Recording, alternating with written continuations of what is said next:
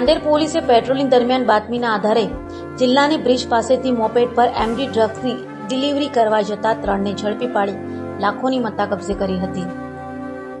Rander police મથકનો staff પેટ્રોલિંગમાં હતો ત્યારે બાતમીના આધારે રાંદેર પોલીસે જિલ્લાની બ્રિજ પાસે ફઝલ એપાર્ટમેન્ટ સામેથી મોપેડ સાથે 3 આરોપીઓ સુલેમાન કરવા, જાવેદ શેખ અને એઝાઝ સૈયદને ઝડપી પાડ્યા હતા।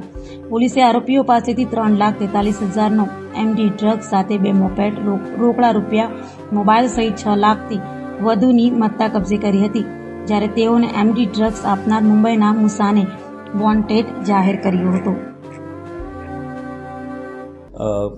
આજરોજ રાંદેર પોલીસ સ્ટેશન દ્વારા નાર્કોટિક્સ એક્ટ અન્વયે એક ગુનો દાખલ કરવામાં આવેલો છે।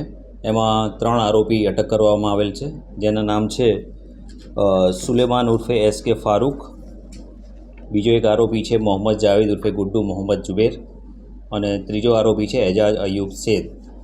એ સલાબતપુરા અને મૈદરપુરાની હદમાં રહેવાવાળા ઇસમો છે।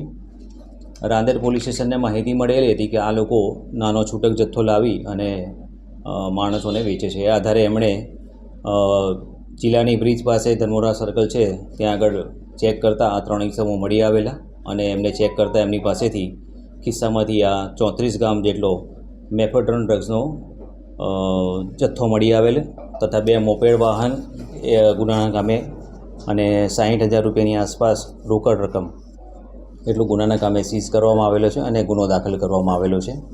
આ બાબતે એ લોકો મૂળ જથ્થો ક્યાંથી લાવ્યા હતા એ અંગેની તપાસની કાર્યવાહી ચાલુમાં છે।